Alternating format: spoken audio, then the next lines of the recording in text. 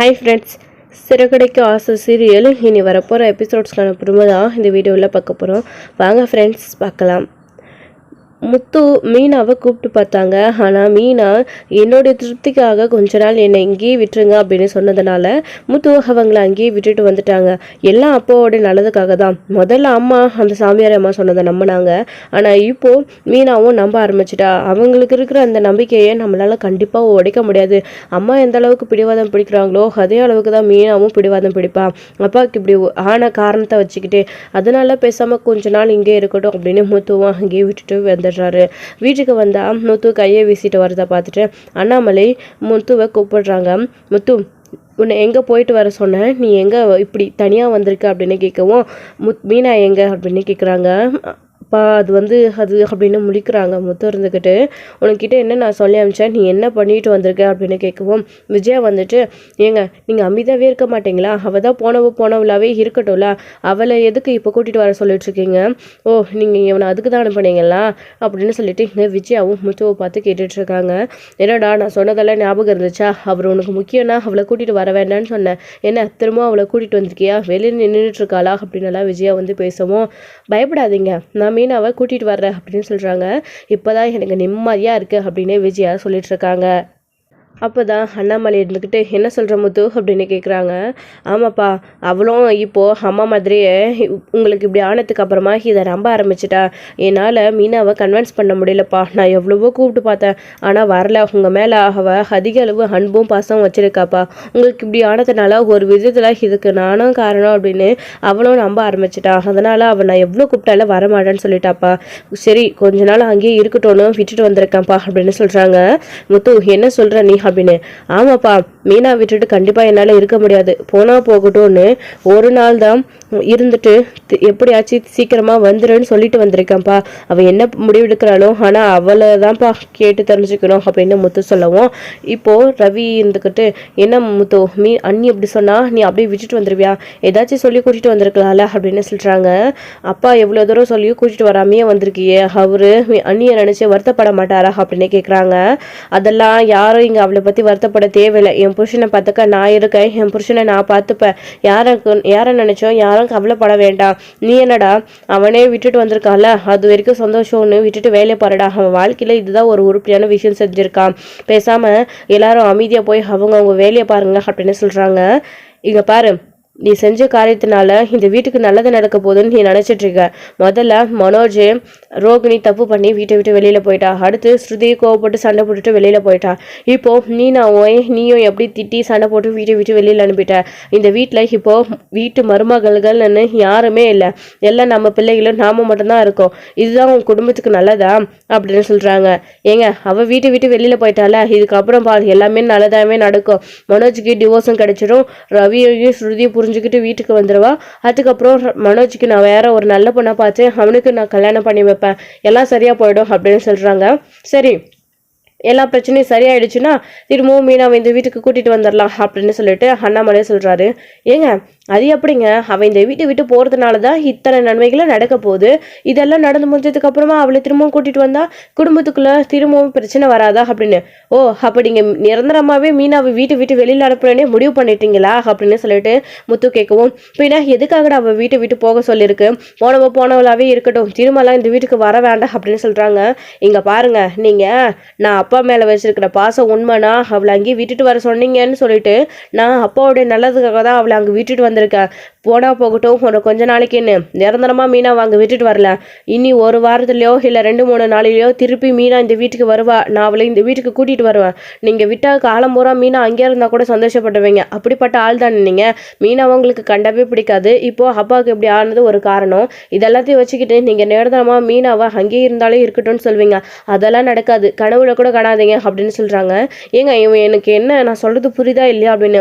உனக்கு நாங்கள் எல்லாம் சொல்கிறது புரியுதா இல்லையா என்ன, மீனா இப்போ எனக்கு இப்படி ஆயிடுச்சுன்ற வருஷத்தில் அங்கே இருக்கான்னு சொன்னதுனால முத்தும் விட்டுட்டு வந்திருக்கான், ஆனால் நான் இதை அப்படியே விட போகிறதில்ல, இப்போ நான் மீனாவை போய் பார்க்க தான் போகிறேன், ஆனால் நீ என்னமோ மீனா நிரந்தரமாக அங்கேயே இருக்கட்டும் மாதிரி சொல்கிறேன், இதுக்கு தான் பிளான் போட்டியா, இல்லை ஒரு வேளை நீயே இந்த சாமியாரை மாதிரிலாம் ஏற்பாடு பண்ணிட்டு இப்படி எல்லாம் வீட்டில் சொல்ல வச்சுட்டு எல்லாத்தையும் நீயே பண்ணியா அப்படின்னு கேட்கவும், ஏங்க என்னங்க இப்படி சொல்லிட்டீங்க, இங்கே பாருங்க, இப்படி அவளை வீட்டை விட்டு அனுப்பணும்னா இந்த சாமியார் ஏற்பாடு பண்ணது இதெல்லாம் கூட சரின்னு ஒத்துக்கோங்க. ஆனால் இப்படி உங்களை இந்த நிலைமைக்கு அந்த சாமியார் நம்ம சொன்ன மாதிரி அடிப்படை வைக்கிறதுக்கெல்லாம் எனக்கு தைரியம் இல்லைங்க. இதையும் நான் தான் செஞ்சுருப்பேன்னு நினைக்கிறீங்களா? நீங்கள் அவள் மேலே இருக்கிற நம்பிக்கையில் ஓவராக என்னை இப்படி தப்பாக எடை போட்டுட்டீங்க. நான்லாம் இதை செய்வேனாங்க? சத்தியமாக அந்த சாமியார் அம்மா சொன்னதுக்கும் இப்போ உங்களுக்கு அடிப்படத்துக்கும் நான் காரணம் இல்லைங்க. எல்லாம் அந்த கடவுள் சொன்ன விதி தாங்க. அந்த அம்மா சொன்ன மாதிரி நடக்குது. என்னமோ இதுக்கு நான் தான் காரணன்ற மாதிரி பேசுகிறீங்க அவளுக்காக அப்படின்னு இங்கே விஜயா வந்து அண்ணாமலை கிட்ட பேசவும், அப்போ நீ பேசாம வாயை மூடிட்டு என்ன பண்ணணும்னு எனக்கு தெரியும். பத்து நீ கிளம்பு, நம்ம மீனாவை பார்க்க போலாம் அப்படின்னு சொல்றாங்க. அப்பாப்பா என்னப்பா நீ, நான் அவளுக்கு எடுத்து சொல்லி புரிய வச்சுட்டு வந்திருக்கேன்ப்பா. அவள் ஒரு 2 நாள் இருந்துட்டு வந்துருவாப்பா. அதுக்காக ஏன்ப்பா நீங்கள் உங்கள் உடம்ப வருத்திக்கிறீங்க அப்படின்னு சொல்லிட்டு நீங்கள் அதெல்லாம் எதுவும் செய்ய வேணாப்பா. இப்போ தான் ஹாஸ்பிட்டல்லேருந்து வந்திருக்கீங்க, நீங்கள் ரெஸ்ட் எடுங்கணும்ப்பா. நல்லா ரெஸ்ட் எடுக்கணும்னு டாக்டர் சொல்லியிருக்காங்க. இப்போ எதுக்குப்பா அங்கேயுமா அழிஞ்சிட்டு இருக்கணும்? அதெல்லாம் வேணாப்பா, மீனா வந்துருவாப்பா அப்படின்னு சொல்கிறாங்க. இல்லைடா, இதை இப்படியே விட்டோன்னு வச்சுக்கோ, உங்கள் அம்மா நிரந்தரமாக மீனாவை அங்கேயே இருக்க விட்டுருவாடா, வேணாண்டா அப்படின்னு சொல்கிறாங்க. அப்பா அதெல்லாம் எதுவும் ஆகாதப்பா. அப்படி அம்மாவே அப்படி அம்மா நினச்சி ஏதாச்சும் பண்ணாங்களா? நான் விட்டுருவேனாப்பா. மீனா விட்டு என்னால் இருக்க முடியாதுப்பா. இப்போவே இருக்க முடியல. உங்களுடைய நல்லதுக்காக இவங்களும் கண்மூடித்தனமாக அதை நம்புறாங்கன்றதுக்காக போனால் போகட்டும்னு மீனா அவ்வளோ கம்பல் பண்ணி உங்களோட உயிருக்காக கேட்டதுனால நான் விட்டுட்டு வந்திருக்கேன்ப்பா. கண்டிப்பாக மீனா வந்துருவாப்பா அப்படின்னு சொல்கிறாங்க. அப்போது ரவியுமே இருந்துக்கிட்டு, அப்பா கண்டிப்பாக விடுங்கப்பா, அண்ணி வந்துருவாங்க. முத்துதா அவ்வளோ தூரம் சொல்கிறான்லப்பா, அவன் சொன்னால் சரியாக தான் இருக்கும்ப்பா அப்படின்னு இங்கே ரவியும் சொல்கிறதுனால அண்ணாமலை சரி அப்படின்னு சொல்கிறாரு. இன்னொரு பக்கம் இங்க மனோஜுக்கு என்ன பிரச்சனை நடந்துட்டு இருக்கு, அவருக்கு என்ன பேசணுன்றது கொஞ்சம் கூட அறிவே இல்லை. அவர் என்ன சொல்றாருன்னா, அப்போ உன் பொண்டாட்டி அங்கதான் இருக்க போறான், நான் ஹால்ல எல்லாம் படுத்து தூங்க வேண்டியது இல்லை, எனக்கு ரூம் கிடைச்சிடுச்சு, நான் இனி ரூம்ல படுத்து தூங்கிக்கலாம் இல்லம்மா அப்படின்ற மாதிரி சொல்றாங்க.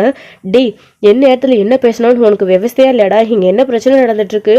நீ பாட்டுக்கு ரூம்னு இது பண்ணிட்டு இருக்க, உனக்கு என்னடா அப்போ ரூம் தானே வேணும், பேசாம போய் ஏன் ரூம்ல படுத்துக்கடா போடா அப்படின்னு சொல்லிட்டு ரவி சொல்லிட்டு இருக்காரு. டே மனோஜ், கவலைப்படாதடா, நீ இனிமேல் ரூமில் தான் தூங்க போகிற அப்படின்னு சொல்கிறாங்க. ரூம்காகவே மீனாவை பிளான் பண்ணி வீட்டை விட்டு அனுப்புன மாதிரி தெரியுது எனக்கு அப்படின்ற மாதிரி ரவி அதாவது மனோஜ் சொல்லிட்டு இருக்காரு. அப்போது சே என்ன நீ படிச்சிருக்கானே தவிர இவனுக்கு கொஞ்சமாச்சும் அறிவு இருக்கா? இவனை எத்தனை தடவை தான் திட்டுறது? மீனா வீட்டை விட்டு போயிட்டா, நீ வீட்டை விட்டு அனுப்பிட்ட, இப்படி வீட்டில் எல்லாம் பிரச்சனையாவே நடந்துட்டு இருக்கு அப்படின்னு நாங்கள் பேசிட்டு இருந்தா இவன் என்னமோ வேற சம்மந்தமே இல்லாமல் பேசிட்டு இருக்கான் அப்படின்னு அண்ணாமலையும் சொல்லிட்டு இருக்காரு. எங்க விடுங்க, இப்போ என்ன அவன் தப்பா சொல்லிட்டான்? அவனுக்கு இந்த மாதிரி வெளியிலலாம் படுத்து பழக்கம் இல்லைல்ல, ரூம்குள்ளே தான் தூங்கிட்டு இருந்தான், அதான் அவனால் வெளியில் படுக்க முடியல கொசுக்கடியில் அப்படின்னு. அப்பா அந்த ரூமெல்லாம் எனக்கு ஒன்றும் தேவையில்லப்பா, மீனாவே போனதுக்கப்புறமும் அந்த ரூம் எதுக்குப்பா, பேசாமல் நானும் மீனாவும் இங்கேயே படுத்துக்கிறோம்ப்பா, மீனா வர வரைக்கும் நான் இங்கே இருந்துக்கிறேன் அப்படின்ற மாதிரி முத்து சொல்கிறாரு. எங்களுக்கு இதெல்லாம் பழகி போச்சு அப்படின்னு. முதல்ல உங்கள் 2 பேருக்கும் மேலே ஒரு ரூம் கட்டணும், அதுக்கான ஏற்பாடை பண்ணுறேன் அப்படின்னு சொல்லிட்டு இருக்காங்க.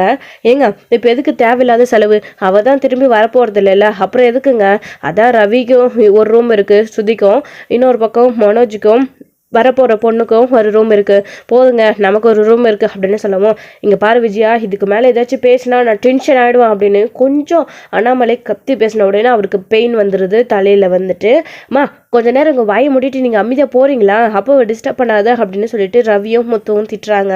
அப்பா நீங்கள் வாங்கப்பா உள்ளே ரெஸ்ட் எடுங்க, அவங்க பேசினா பேசிட்டு கிடக்கட்டும், இப்போ எதுக்குப்பா அந்த ரூம் கட்டுற விஷயமா பேசிட்டு இருக்கீங்க, அதெல்லாம் எதுவும் வேண்டாம் வாங்கப்பா அப்படின்னு சொல்கிறாங்க. நீ அமைதியார் முத்து, ரவி நான் சொல்கிறேன்ல, நீ மேலே ஏற்பாடு பண்ணு, நான் பணம் கொஞ்சம் பேங்க்கில் போட்டு வச்சுருக்கேன், நீ ஏற்பாடு பண்ணிவிட்டு சொல்லு, பணத்தை எடுத்து எல்லாத்தையும் சரி பண்ணிக்கலாம். முதல்ல மேஸ்திரியை வர சொல்லி அதை அளவு பார்த்து ஒரு ரூமு மீனாவுக்கும் முத்துக்கும் கொஞ்சம் தாராளமாக ஒரு ரூமை கட்ட சொல்லு, சின்னதாக வேணாடா, அப்புறம் அவசரத்தில் சின்னதாக கட்டிட்டு எதுக்கு, மீனாக்கும் முத்துக்கும் பிறக்க போகிற குழந்தைக்கு அவங்க எல்லாரும் சேர்ந்து அந்த ரூமில் தங்குற மாதிரி நல்லா ஒரு பெரிய ரூமாகவே கட்டுங்க அப்படின்னு சொல்லிட்டு அண்ணாமலை வந்து ரவி கிட்ட சொல்லிட்டு இருக்கவும், அதெல்லாம் நான் பார்த்துக்கிறேன்ப்பா, நீங்கள் ரெஸ்ட் எடுங்கப்பா அப்படின்னு. அப்பா வேண்டாம்ப்பா அப்படின்னு முத்து சொல்கிறாரு. நானும் மீனாவே கொஞ்சம் கொஞ்சமாக காசு சேர்த்து வச்சு நாங்களே கட்டிக்கிறோம்ப்பா அப்படின்னு. ஏன் முத்து, நான் கொடுக்கக்கூடாதா? இந்த 3 பிள்ளைங்களுக்கும் இந்த வீட்டில் இருக்காங்க அப்படின்னா இது எங்களோட உழைப்பால் தானே இவங்களும் இருக்காங்க, நீயும் என் பிள்ளை தானே, உனக்கும் சேர்த்து நாங்கள் ரூம் கட்டி கொடுக்குறதுல என்ன தப்பு இருக்குது? நீங்கள் மட்டும் தண்ணிச்சே ஏன் போகணும்னு நினைக்கிறீங்க? எங்களை விட்டுட்டு தனியாக ஒதுக்குறீங்களா முத்து அப்படின்னு சொல்லிட்டு இங்கே அண்ணாமலை கேட்கவும், அப்பா என்னப்பா இவ்வளோ பெரிய வார்த்தை பேசுகிறா அப்படின்னு. அப்போது நான் சொல்கிறத செய் ரவி, எல்லாத்தையும் பார்த்துப்பா அப்படின்னு சொல்கிறாங்க. சரிப்பா நாங்களும் கொஞ்சம் பணம் சேர்த்து வச்சுருக்கோம், அதோடு சேர்ந்து அட்ஜஸ்ட் பண்ணி கட்டிக்கலாம்ப்பா அப்படின்னு சொல்லிட்டு இருக்காங்க. நான் சொன்னது காதில் விழுந்துச்சா இல்லையா? அட்ஜஸ்ட் பண்ணியெல்லாம் இல்லை, நல்லா பெருசாகவே கட்டணும் அப்படின்னு அண்ணாமலை சொல்கிறாரு. சரிப்பா பார்த்துக்கலாம் விடுங்க அப்படின்னு சொல்லிட்டு நீங்கள் ரெஸ்ட் எடுங்க அப்படின்னு சொல்லிட்டு முத்துவும் ரவியும் அவங்க கிட்ட சொல்லிட்டு வெளியில் வந்துடுறாங்க. வெளியில் வந்ததுக்கப்புறமா மனோஜ் அமைதியாக இருப்பாரா? உடனே அவரோட பெட்ஷீட் பாய் தலகனி இதெல்லாம் தூக்கிட்டு ரூமுக்குள்ளே வேகமாக ஓடி போயிடுறாரு. அந்த ரூமுக்குள்ளே போய் ஆடா இந்த ரூமுக்குள்ளே வந்து நம்ம எத்தனை நாள் ஆச்சு, வெளியே கொசு கடையில் படுக்க முடியல, இதுக்கப்புறமாச்சு நிம்மதியாக இருப்போம், எல்லாரும் அவங்கவுங்க பொண்டாட்டி விட்டு தனியாக இருக்கோம், இது என்னடா நிலமா அப்படின்ற மாதிரி மனோஜ் நினச்சிக்கிட்டு உட்காந்துட்டுருக்கவும் அந்த சமயத்தில் தான் ரோகிணி இங்கே மனோஜுக்கு கால் பண்ணுறாங்க. இதுதான் சமயம், வீட்டில் என்ன நடக்குதுன்னு தெரிஞ்சுக்கலாம் அப்படின்னு. மனோஜ் ஏற்கனவே நடந்த பிரச்சனைனால இப்போ தான் ஏதோ கொஞ்சமாக புத்தி வந்திருக்கு போல இருக்குது. ரோகிணி கால் பண்ணால் அட்டனே பண்ணுறது கிடையாது, அப்படியே நம்பரை பிளாக் பண்ணிடுறாரு.